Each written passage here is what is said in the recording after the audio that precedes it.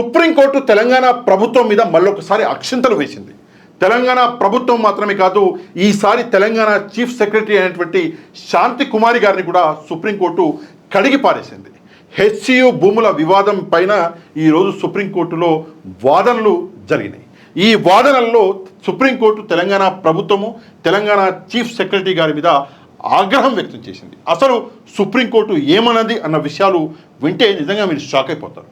ఏంటి ఆ విషయాలు అంటే, ఇక్కడ చూడండి, తెలుగు స్క్రైబ్లో క్లియర్గా రాయడం జరిగింది. హెచ్సియులో చెట్ల నరికివేతపై రేవంత్ ప్రభుత్వంపై సుప్రీంకోర్టు తీవ్ర ఆగ్రహము. సుప్రీంకోర్టు ఆగ్రహం వ్యక్తం చేసింది. ఈడనేమో మన మొగోడు అదేదో పోస్టులు పెట్టారు, ఏఐ జనరేటెడ్ పోస్టులు పెట్టారు అని చెప్పేసి కేసులు పెట్టుకుంటా తిరుగుతున్నాడు.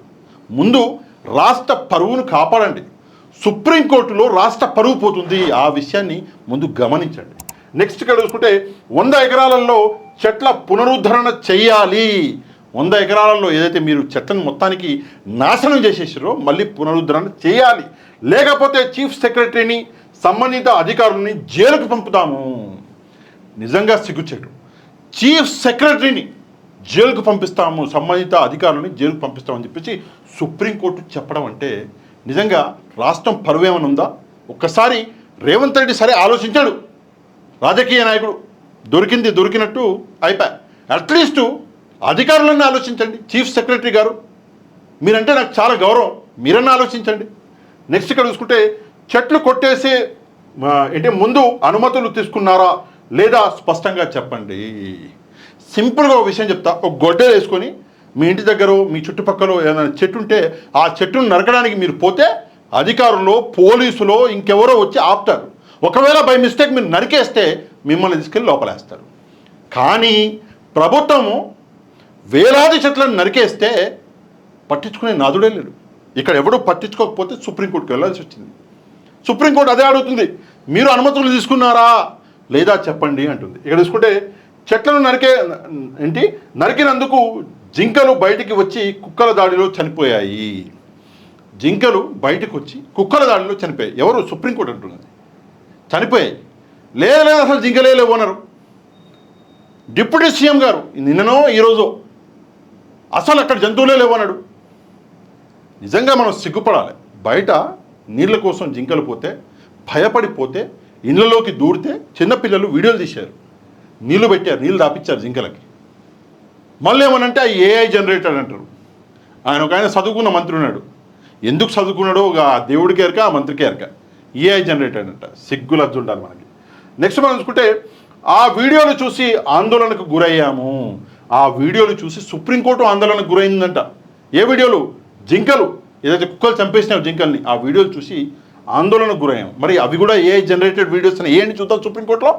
సుప్రీంకోర్టు ఏం లేదు, ఒక్క ఆర్డరు లేచిపోతారు అధికారులు. ఏరు సుప్రీంకోర్టులో ఏఐ జనరేటెడ్ అని. ఎందుకంటే సుప్రీంకోర్టు ఎంక్వైరీ చేస్తుంది కదా. ఇక్కడ అంటే ఏముంది, అమాయకుల ఏఐ జనరేటెడ్ వీడియోస్ అని చెప్పేసి ఒక కేసు వేసి పిలిపించుకొని పోలీస్ స్టేషన్లో గంటల కొద్ది కూర్చోబెట్టుకుంటారు. అది సుప్రీంకోర్టుతో ఆడుకుంటే ఉన్నది పొద్దు ఉంచుకున్నది పొద్దు కదా, అందుకే భయపడతారు. నెక్స్ట్ అనుమతులు తీసుకోకుండా చెట్లను నరికినందుకు చీఫ్ సెక్రటరీ సహా సంబంధిత అధికారులు జైలుకు వెళ్లాల్సి ఉంటుంది. చీఫ్ సెక్రటరీ సహా సంబంధిత అధికారులందరూ జైలుకు వెళ్ళాలి, అనుమతులు లేకుండా ఏదైతే చెట్లను నరికిరో. నెక్స్ట్ చీఫ్ సెక్రటరీని కాపాడాలి అనుకుంటే, యాక్చువల్గా సుప్రీంకోర్టు ఏమంటుందో వినండి. చీఫ్ సెక్రటరీని కాపాడాలి అనుకుంటే 100 ఎకరాలను ఎలా పునరుద్ధరణ చేస్తారో చెప్పండి. ఇక్కడ మొత్తం ప్రాబ్లం వచ్చేసి చీఫ్ సెక్రటరీ గారి ఆదేశాల మీదనే జరిగింది అని చెప్పేసి సుప్రీంకోర్టు నమ్ముతుంది. కాబట్టి చీఫ్ సెక్రటరీ ఎవరైతే ఉన్నారో ఆమె జైలుకు వెళ్ళాల్సి ఉంటుంది. ఒకవేళ చీఫ్ సెక్రటరీని కాపాడాలంటే మేము ఒక ఐడియా చెప్తున్నామని చెప్పేసి సుప్రీంకోర్టు చెప్తుంది. 100 ఎకరాలు మళ్ళీ పునరుద్ధరణ చేయండి, చెట్లను నాటండి అని చెప్పేసి సుప్రీంకోర్టు చెప్తుంది. చెట్ల పునరుద్ధరణకు ప్రభుత్వ అధికారులు వ్యతిరేకిస్తే ఆ భూముల్లోనే, ఇది చాలా ఇంపార్టెంట్, చెట్ల పునరుద్ధరణకి ప్రభుత్వ అధికారులు వ్యతిరేకిస్తే ఆ భూముల్లోనే టెంపరవరీ జైలు కట్టి అందులోకి పంపిస్తాం. ఇది చూడండి ఎంత మంచి మాట. నిజంగా స్వాములు పెద్ద పెద్ద వాళ్ళే చెప్తే ప్రవచనాలు వింటాం. సుప్రీంకోర్టు చెప్పిన మంచి మాట చూడండి. ఒకవేళ చెట్ల పునరుద్ధరణకి అధికారులు వ్యతిరేకిస్తే ఆ స్థలంలోనే ఆ హెచ్సియు ఆ స్థలం ఎక్కడ చెట్లు నరికారో అక్కడే టెంపరవరీ జైలు కట్టి ఆ జైళ్ళలోకి మిమ్మల్ని పంపిస్తాం అంటుంది సుప్రీంకోర్టు. ఇది నేను అంటలేనే, వాళ్ళు నన్ను తీసుకెళ్ళి లోపల వేశారు, తెలుగు స్క్రైబ్ అంటుంది. ఇది పరిస్థితి. సుప్రీంకోర్టు ఆగ్రహిస్తుంది ఈ విషయం మీద. నెక్స్ట్ మనం చూసుకుంటే, మేము చెప్పే వరకు హెచ్సియు భూముల్లో ఒక్క చెట్టును నరకవద్దు సుప్రీంకోర్టు చెప్పింది. ఏంటి తీర్పు ఇచ్చాక కూడా హెచ్సియు భూముల్లో బుల్డోజర్లు ఎందుకు ఉన్నాయి? జస్టిస్ గవాయి గారు అంటున్నారు ఈ మాట. తీర్పు ఇచ్చినాక కూడా ఆ బుల్డోజర్లు ఆడ ఎందుకు సచ్చినాయి అడుగుతున్నారు గవాయి గారు. సరే, ఈ జస్టిస్ గవాయి గారు ఎవరు అంటే చీఫ్ జస్టిస్ కాబోతున్నాడు నెక్స్ట్ మంత్న. నిజంగా రేవంత్ రెడ్డికి మంచి రోజులు అయిపోయినాయి. జస్టిస్ గవాయి గారు ఇన్నిసార్లు రేవంత్ రెడ్డికి మొట్టికాయ వేసింది ఈయనే. ఇప్పుడు ఆయన చీఫ్ జస్టిస్ ఆఫ్ ఇండియా కాబోతుంది నెక్స్ట్ మంత్ 13వ తారీఖు. ప్రస్తుతం ఉన్నటువంటి చీఫ్ జస్టిస్ గారు రిటైర్ అవుతున్నారు. దాని తర్వాత ఈయనే అయ్యేది జస్టిస్ గవాయి గారు చీఫ్ జస్టిస్. కథం ఒక్కసారి చీఫ్ జస్టిస్ అయిందంటే మొత్తానికి మనోడికి పెద్ద మొట్టికాయ వేస్తాడు. ఈసారి మొత్తానికి భూములకు కూరుకుపోతాడు. ఇది పరిస్థితి. సరే, ఈ పరిస్థితి సుప్రీంకోర్టు ఇంతగా కోప్పడుతున్నది రేవంత్ రెడ్డి మీద, ఇంతగా కోప్పడుతున్నది మన చీఫ్ సెక్రటరీ గారి మీద. ఈ పరిస్థితిని మనం ఒకసారి పక్కన పెడితే ఇంకోటి కూడా జరిగింది ఈరోజు. ఏం జరిగిందంటే ఇక్కడ చూడండి, సుప్రీంకోర్టులో ఏదైతే సిఈసి పెట్టారో, కమిటీ ఏదైతే పెట్టారో, సెంట్రల్ ఎంపవర్డ్ కమిటీ అని ఒక కమిటీ వేశారు కదా ఈ హెచ్సియు భూముల మీద, ఒక నివేదిక ఇవ్వండి అని చెప్పేసి. ఆ నివేదిక ఈ సిఈసి అన్నది ఈరోజు సుప్రీంకోర్టులో ప్రొడ్యూస్ ఇచ్చింది నివేదిక. ఆ నివేదిక చూశాక నిజంగా షాక్ అయిపోతారు. నివేదిక మొత్తం నేను చదవను, ఇంపార్టెంట్ పాయింట్లు చదువుతా. నిజంగా ఒకసారి చూడండి, ప్రభుత్వము ప్రజల్ని ఎట్లా మభ్యపెట్టింది, కాంగ్రెస్లో ఉన్నటువంటి నాయకులు ప్రతిపక్షాన్ని ఎలా మభ్యపెట్టాయి, కాంగ్రెస్లో ఉన్నటువంటి నాయకులు రాష్ట్ర ప్రజల్ని, తెలంగాణ ప్రజల్ని ఎట్లా మభ్యపెట్టారు అన్నది ఈ సిఈసి ఇచ్చినటువంటి రిపోర్ట్లో క్లియర్గా ఉంది. మీకు ఒకసారి బొమ్మ చూపిస్తా. ఇదే ఫస్ట్ పేజ్ ఆ రిపోర్టు. సెంట్రల్ ఎంపవర్డ్ కమిటీ ఏదైతే ఉందో ఈ కమిటీ రిపోర్టు సబ్మిట్ చేసింది సుప్రీంకోర్టులో. సరే, ఈ ఇంగ్లీష్లో ఉంది, ఇదంతా యాడ్ అవుతుంది, కానీ ఆల్రెడీ తెలుగు స్క్రైబ్ అయినా తెలుగులో ట్రాన్స్లేషన్ చేసిండు, అందుకే తెలుగులో చదువుదాం ఒకసారి. ఇక హెచ్సియు కంచగచ్చిబౌలి భూములపై సంచలన విషయాలు బయటపెడుతూ సుప్రీంకోర్టుకు నివేదిక అందించిన సెంట్రల్ ఎంపవర్డ్ కమిటీ అని చెప్పేసి ఇక్కడ ముందుగా వీళ్ళు చెప్తున్నటువంటి విషయం. అంటే నివేదిక ఏదైతే ఉందో ఆ నివేదికని అందజేసింది ఆల్రెడీ కమిటీ. ఏమంటారు ఆ నివేదికలో అంటే, హెచ్సియు కంచగచ్చిబౌలి భూముల మార్టిగేజ్ వెంటనే ఆపాలని నివేదిక ఇచ్చింది. ఫస్ట్ పాయింట్ ఏమనిస్తుంది అంటే నివేదిక, ఏదైతే మార్టిగేజ్ జరగబోతుందో ఈ మార్టిగేజ్ని ఆపండి అని చెప్పేసి ఇక్కడ సిఈసి క్లియర్గా చెప్పింది. ఏదైతే కమిటీ ఉందో క్లియర్గా చెప్పింది. నెక్స్ట్, పాత పత్రాలు మరియు ఒప్పందాలు పరిశీలించిన తర్వాత కంచగచ్చిబౌలి భూమికి చట్టబద్ధమైన యజమాని హైదరాబాద్ విశ్వవిద్యాలయం అని సిఈసి గుర్తించింది. అమ్మ జీవితం. ఆ భూమి ఎవరిది అంటే ఆ భూమి ప్రభుత్వ భూమి అని చెప్పేసి రేవంత్ రెడ్డి దగ్గర నుంచి కింద క్లర్క్ వరకు అందరూ డ్యాన్సులు చేశారు. మా ప్రభుత్వ భూమి. అదే కాకుండా రేవంత్ రెడ్డి పేడ్ మీడియా ఉంది ఒకటి ఈ సోషల్ మీడియాలో, వాళ్ళైతే పిచ్చుకుకల్లా గడిచారు, ఇది ప్రభుత్వ భూమి. మరి ఇక్కడ సిఈసి ఎందుకని చెప్పేసి చెప్తుంది విశ్వవిద్యాలయానికి సంబంధించిన భూమి అని చెప్పేసి. వాళ్ళు ఏం అధ్యయనం చేయకుండా చెప్తురా? అసలు ఆ భూమి విశ్వవిద్యాలయందే. వీళ్ళే దొంగ మాటలు మాట్లాడారు. దాని వెనకాల పెద్ద కుట్ర ఉంది. ఆ కుట్రను ఆల్రెడీ కేటీఆర్ గారు బయటపెట్టిండు. నెక్స్ట్ మనం చూసుకుంటే, కంచగచ్చబౌలి భూముల సర్వ హక్కులు యూనివర్సిటీ ఆఫ్ హైదరాబాద్కే ఉన్నాయని అభిప్రాయం వ్యక్తం చేస్తూ సుప్రీంకోర్టుకు నివేదిక అందించిన సెంట్రల్ ఎంపవర్డ్ కమిటీ. అన్ని అధికారాలు, ఆ భూమికి సంబంధించినటువంటి అధికారాలు హెచ్సియుకే ఉన్నాయని చెప్పేసి ఈ కమిటీ నివేదికని అందించింది. కథం దుకాణం మంది అయిపోయింది కథం. నెక్స్ట్, ప్రభుత్వం ఈ భూమిని పూర్తిగా న్యాయ పరిశీలన చేయకుండానే టీజీఐఐసికి బదిలీ చేయడం వల్లే ఇన్ని సమస్యలు తలెత్తాయని నివేదికలో చెప్పింది సిఈసి. అసలు ఆ భూమి ఎవరిది, ఆ భూమికి ప్రభుత్వానికి సంబంధం ఉందా లేదా, ఏమీ చేయకుండానే ఆ భూమిని ఐఐసికి ఏదైతే ట్రాన్స్ఫర్ చేశారో దానివల్లనే ఈ సమస్యలను వచ్చినాయి. దానివల్లనే మన స్టూడెంట్స్ ప్రొటెస్ట్ చేశారు, దానివల్లనే జింగల్స్ వచ్చినాయి, దానివల్లనే అక్కడ ఉన్నటువంటి యానిమల్స్ అన్ని చచ్చినాయి, జంతువులు చచ్చినాయి అని చెప్పేసి ఇక్కడ క్లియర్గా సిసి చెప్తున్నది. నెక్స్ట్, ఇంకా ఆందోళనకరమైన విషయం ఏంటంటే, ఆందోళనకరమైన విషయం అంటే జాగ్రత్తగా చూడండి. టీజీఐఐసి భూములపై తనఖా పెట్టి ఈ ప్రాంతం యొక్క పర్యావరణ ప్రాముఖ్యతను సరిగ్గా పరిగణనలోకి తీసుకోకుండా అభివృద్ధి ప్రణాళికను ప్రారంభించడము. అసలు ఈ ప్రాంతం అడవా? అందులో జంతువులు ఉన్నాయా లేవా? పక్షులు ఉన్నాయా లేవా? మనుషులు చచ్చిర్రా లేరా? బొందగడ్లు ఉన్నాయా ఏమన్నా అని చెప్పేసి, అంటే భూమిలో బొందగడ్లు కూడా ఉండొచ్చు కదా, ఉన్నాయా లేవా అని చెప్పేసి ఏది చూడకుండా అభివృద్ధి, బొచ్చు అభివృద్ధి, ఆ అభివృద్ధి చేసి తీసుకెళ్ళి జేబులో వేసుకుందామని చెప్పేసి అన్నదమ్ములు అందరూ అనుకున్నారు. అనుకొని మెల్లగా దిగిర్రు 400 ఎకరాలు స్వాహా చేద్దామని చెప్పేసి. కానీ నిజంగా హ్యాట్స్ ఆఫ్ ఆ స్టూడెంట్స్కి, నిజంగా మొగోళ్ళే. ఆడబిడ్డలు కూడా రెచ్చిపోయి దెబ్బకి ముఖ్యమంత్రి స్థాయితో చూపించేశారు ముఖ్యమంత్రికి, నువ్వు పనికిరావు బాబు అని చెప్పేసి. నెక్స్ట్ మనం చూసుకుంటే ఐసిఐసిఐ బ్యాంకుకి మార్టిగేజ్ చేసిన హెచ్సియు భూముల్లో ఒక లేక్ అంటే కొలను కూడా ఉందని, ఆ భూములు ఏంటి చట్టపరంగా హెచ్సియుకే చెందుతాయని రిపోర్టులో పేర్కొన్న సిఈసి. ఇక్కడ 2 విషయాలు ఉన్నాయి.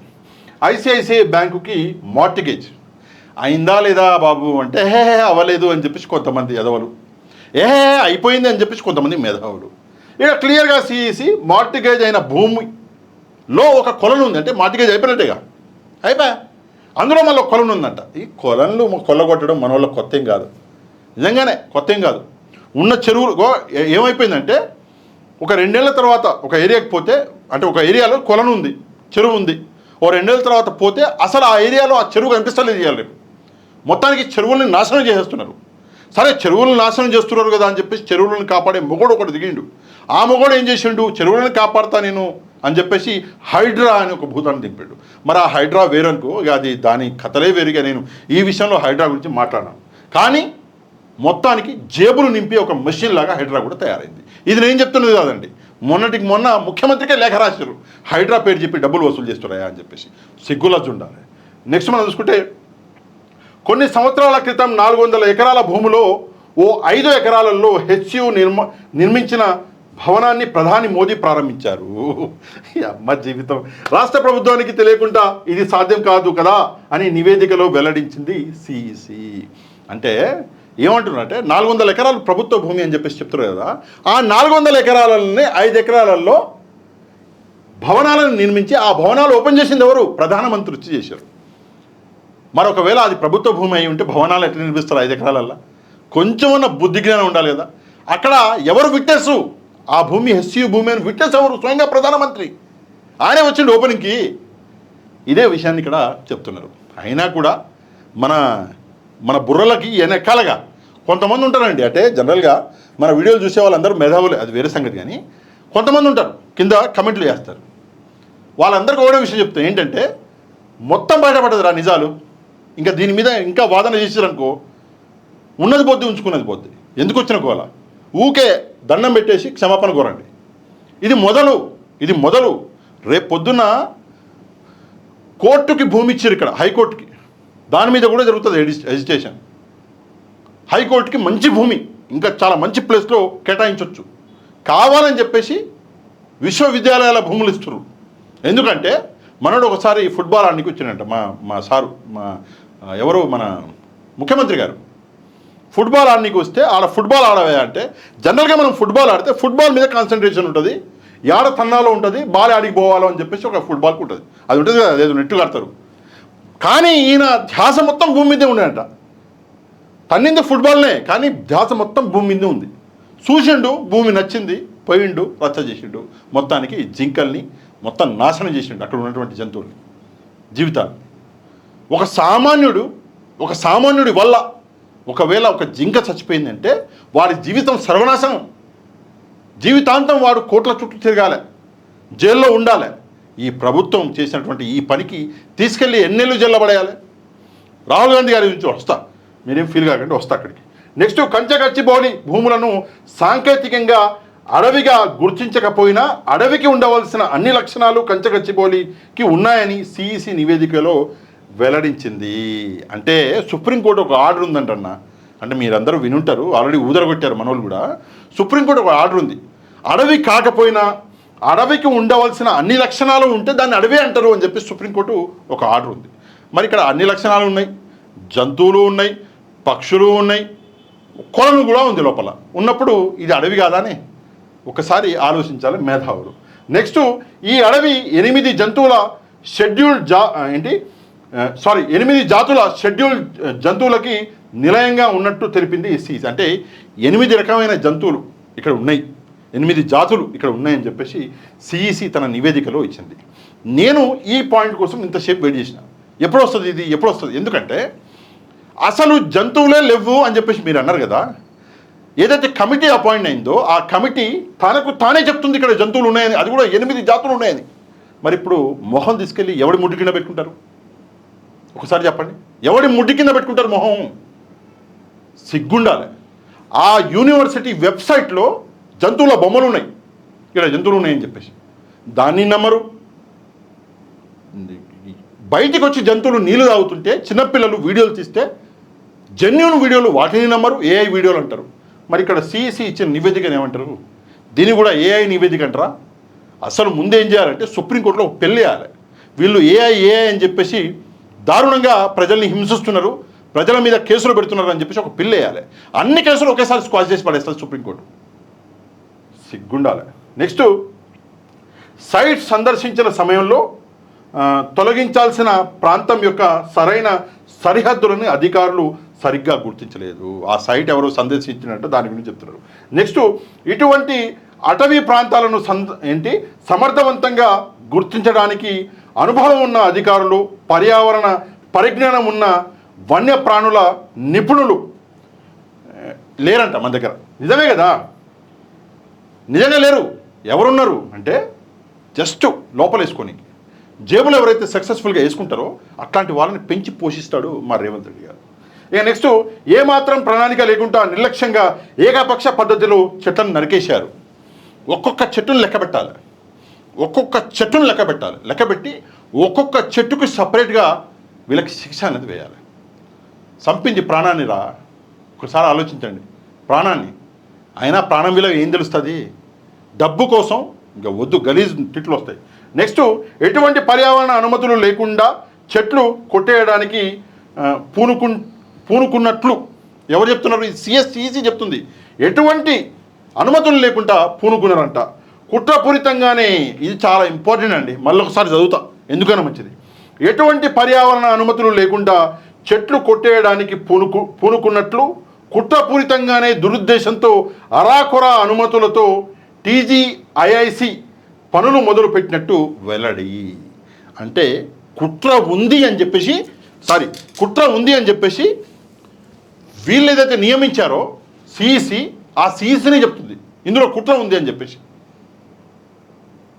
కథం మొత్తం బయటపడదు నిజం, ఇంకేముంది. అయినా కూడా మన కాంగ్రెస్ పార్టీ వాళ్ళ దగ్గర మంచి టాలెంట్ ఉంది. ఏం టాలెంట్ ఉంది చెప్పండి? రేపు పొద్దున కొత్త మ్యాటర్ తీసుకొస్తారు, ఇందులోకి ఏదో కొత్త విషయం తీసుకొస్తారు. ఏది దొరకలేదు అనుకో, సిఇసిని మొత్తం బీజేపీ కొనేసిందంటారు, సిఇసిని మొత్తం బీఆర్ఎస్ పార్టీ కొనేసిందంటారు. ఏం దొరకకపోతే ఆ స్థితిలో కూడా ఉన్నారు మన వాళ్ళు. రాజకీయాలు చేయడానికి ఎంతలా పడిపోవాలో దిగజారాలో అంతలా దిగజారుతుంది కాంగ్రెస్ పార్టీ. ఏ విధమైన హద్దులు గీయకుండా ఇష్టానుసారంగా హడావుడిగా 400 ఎకరాలు చదును చేసేందుకు పనులు మొదలుపెట్టిన టీజీఐఐసి అని చెప్పేసి ఇక్కడ ఒక విషయం చెప్తున్నారు. ఇది కథ. ఎంత ఘోరం అంటే హైకోర్టు ఆర్డర్ ఇచ్చింది, రేపటి వరకు ఆగండి అయ్యా అని చెప్పేసి. ఆర్డర్ ఇచ్చినాక కూడా రాత్రి మొత్తం చెట్లు నరికిరు. తెల్లారుజామున 7 గంటలకు ఎవడో వీడియో తీసి 7 గంటలు అవుతుందండి అని చెప్పేసి 3వ తారీఖు అనుకుంటా, ఈ నెల 3వ తారీఖు ఓ వీడియో వేస్తే ఆ వీడియో ఏఐ జనరేటెడ్ వీడియో అని చెప్పేసి మళ్ళీ దాని మీద రచ్చ. ఇక్కడ ఏది ఏమైనా కూడా కాంగ్రెస్ వాళ్ళకు దండంరా బాబు. ఇంతమంది గురించి మాట్లాడి రాహుల్ గాంధీ గారి గురించి మాట్లాడుకుంటా నేను ఈ వీడియో ఫినిష్ చేస్తే మీరు ఒప్పుకోరు నాకు తెలుసు. రాహుల్ గాంధీ గారు, ప్రియాంక గాంధీ గారు, సోనియా గాంధీ గారు నేను చాలా ఇష్టపడే నాయకులు వీళ్ళు, నేను చాలా ఇష్టపడతా. కానీ వీళ్ళ దగ్గర ఒక టాలెంట్ ఉంది, ఏంటంటే అట్ట మాట్లాడిచ్చి ఇట్ట మర్చిపోతారు. ఎలక్షన్లకి ముందు వచ్చి స్టేజ్ మీదకి ఎక్కి సోనియా గాంధీ గారు సరే గౌరవనీయులు, ఆమె మాట్లాడారు, రాహుల్ గాంధీ గారు, ప్రియాంక గాంధీ గారు. దాని తర్వాత మళ్ళీ చూసినారా తెలంగాణ వైపు, అరే హామీలు ఇచ్చి వచ్చినాం కదా 6 హామీలు, మరి ఏం చేస్తున్నాడు ఒకసారి మళ్ళీ చూద్దామని చెప్పేసి చూసిరా. విద్యార్థులతో కూర్చొని ఫోటోలు దిగి ఆ ఫోటోలు షేర్ చేసినట్టు సోషల్ మీడియాలో రాహుల్ గాంధీ గారు. దాని తర్వాత ఆ విద్యార్థులను పట్టుకొని తన్నీరు పోలీసు వాళ్ళు ఇక్కడ రోడ్ల మీద ఉరికిచ్చి కొట్టిన తెలంగాణ విద్యార్థులని. మరి అప్పుడు రాహుల్ గాంధీ అడిగిబా ఒక్క మాట మీద ఉన్నారా? అందుకే దేశంలో కాంగ్రెస్ కనపడకుండా పోతుంది. కేవలము ఈ దొంగ హామీల వల్లనే కాంగ్రెస్ పార్టీ కనబడకుండా పోతుంది. ఇట్లనే కంటిన్యూ చేస్తే ఇందాక నేను చెప్పినా కదా, ఉన్నది పోద్ది ఉంచుకున్నది పోద్ది. అందుకే కొంచెం జాగ్రత్తగా రాజకీయాలు చేయండి. చేయగలిగిందే చెప్పండి, చెప్పిన తర్వాత చేయండి, చేసి చూపించండి. అప్పుడే ప్రజలు నమ్ముతారు. ఇక రాబోయే 20-25 సంవత్సరాల వరకు తెలంగాణకి గుడ్ బై చెప్పాలి కాంగ్రెస్ పార్టీ 2028లో. ఎందుకు చెప్పాలంటే ఇక రావడం చాలా కష్టం లేండి, ప్రజలు నమ్మరు. అంటే గ్యాప్ వస్తే నమ్ముతారు. 10 ఏళ్ళు గ్యాప్ వచ్చింది కదా, ఒకసారి అధికారం ఇద్దాం, ఇంతవరకు ఇవ్వలేదు కదా, తెలంగాణ ఏర్పాటు అయినాక మొదటిసారి ఇస్తున్నాం కదా అధికారం అని చెప్పేసి ప్రజలు కొంచెం అధికారం ఇచ్చిరు. సరే ఓకే, ఇప్పుడు చూసిరుగా, ఇంకా 20 ఏళ్ల దాకా ఇక మిమ్మల్ని నమ్ములేదు. కాంగ్రెస్ పార్టీకి దండాలి. కాంగ్రెస్ పార్టీలో రాబోయే రోజుల్లో ఒక్క నాయకుడు ఉండడు, ఇందులో ఎట్లాంటి సందేహం లేదు. ఈ విషయం మీద సుప్రీంకోర్టు ఏదైతే ఈరోజు ఆగ్రహం వ్యక్తం చేసిందో మన ప్రభుత్వం మీద, తెలంగాణ ప్రభుత్వం మీద, రేవంత్ రెడ్డి గారి మీద, తప్పకుండా ఈ విషయం మీద కమెంట్ చేయండి. లైక్ అండ్ షేర్ చేయడం మాత్రం మర్చిపోవద్దు. మీరు లైక్ అండ్ షేర్ చేస్తే వీడియో అన్నది ఆటోమేటిక్గా వైరల్ అవుతుంది, ప్రజలందరికీ చేరుతుంది. ఎవరైతే మన ఛానల్ని సబ్స్క్రైబ్ చేసుకోలేదో ఛానల్ని కూడా సబ్స్క్రైబ్ చేసుకోండి. నెక్స్ట్ వీడియోలో మళ్ళీ కలుద్దాం. అంతవరకు థ్యాంక్ యూ వెరీ మచ్. జై హింద్.